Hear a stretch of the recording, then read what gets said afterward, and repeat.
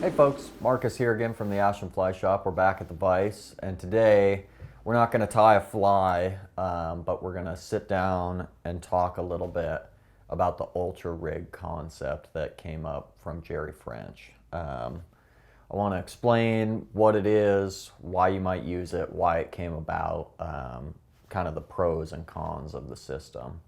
So let's hop right into it. For those of you out there wondering what an ultra rig is, this fly that I'm holding in my hand is an Aquafly's ultra squid. That's a manufactured reproduction of a Jerry French fly. And you'll see that the hook being attached to the back has this plastic rubber tubing on it. That kind of cinches up to the back end of the shank. For some of you out there that have been tying this way for a while or have recently gotten into it, all that will make sense. But if you're new to fly tying, new to intruder tying and all this stuff, we wanted to kind of describe what that system is, how it works, and why you might use it. So this is, of all the ways to rig an intruder, I'd say this is the newest way that has come up. That's probably, I don't know, 2 or 3 years old.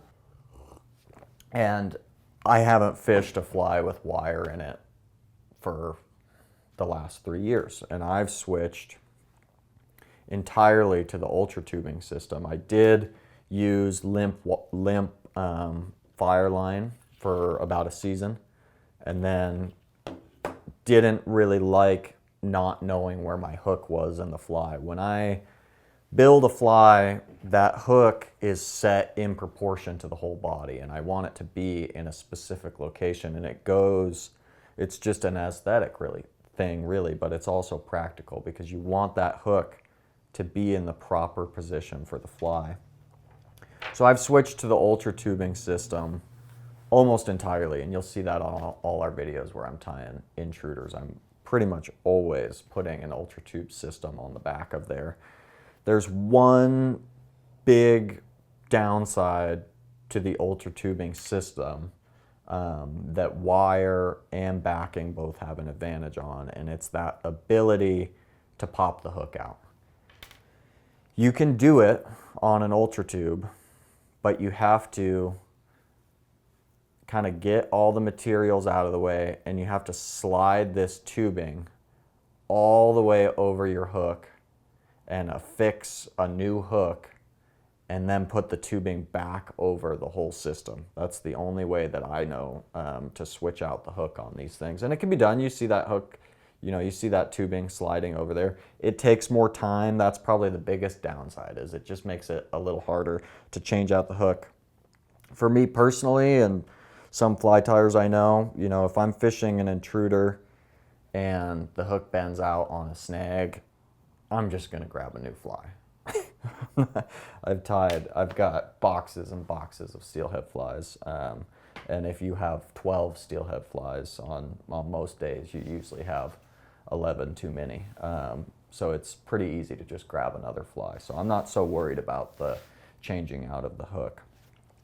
So that's kind of the basics of the system, its pros and cons relative to the pros and cons of the other systems out there. Let's break down exactly how to do it and what the components are involved. So obviously you're gonna have a hook. I really like these barbless no escape hooks. I've been using them kind of exclusively for the last year or so.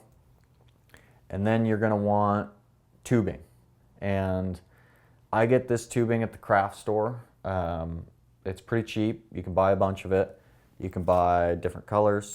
You can buy different sizes. I just buy one size that works for me. If you're trying to find the right size, go to the craft store, bring your Fireline and your hook in with you. Make sure that it fits what you want to do. There is ultra tubing available from Aquafly's, and I will say this material, because of the diameter of it, is easier to change out the hook. And it is, because it's a little bit thicker than the stuff that I'm buying, at the craft store, it is a little bit stiffer. You can see that thickness difference. It's kind of got a thicker rubber wall on there. So it's a better material. It costs more money, but it is a better material, and that's worth taking into account. So let's rig one up. I've done this on a lot of videos, but it's good to just get a basic understanding of this. So first of all, depending on the length of the fly that you want to tie and the length of the shank you'll cut, you can use backing. I prefer this fire line. This is 30-pound crystal, and the reason why I like it over the other stuff, I just went to the general sporting goods shop and I peeled some off and I found what felt like the stiffest, and that's why I got this stuff. So you're just going to clip some off of there. For a small fly, going with about 5 inches is just fine. For a larger winter steelhead fly, you'll probably want to get in the like 8-inch range, because it is nice to have enough material to wrap back through the fly. So get the material, you get the tips more or less lined up, and then you just situate it like this. Then I'm going to grab a hook.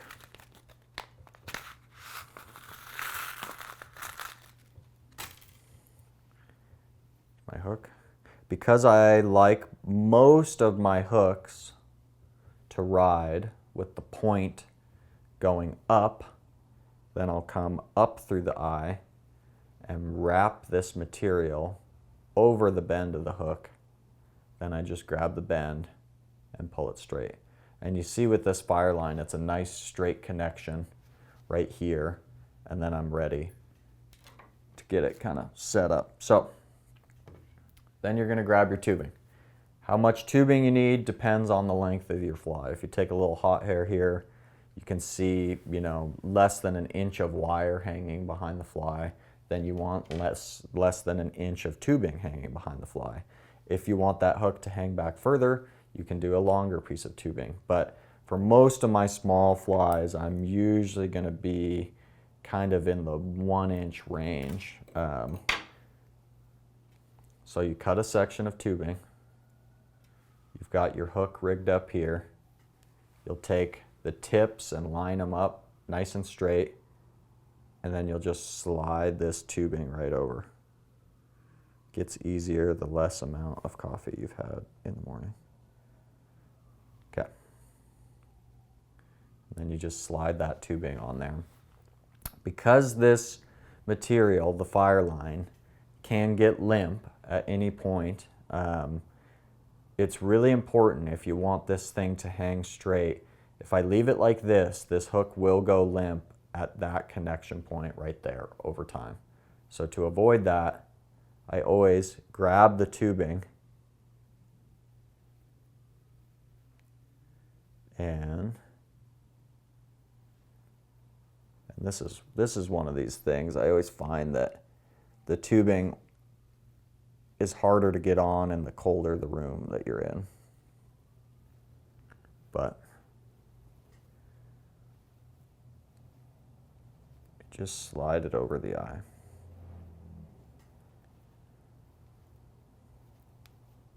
Turn the heater on in here. And that's about how much I do on my flies.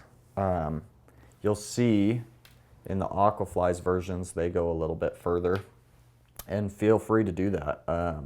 I tend to just get as much material that's going to grab the eye on both sides and keep it nice and straight.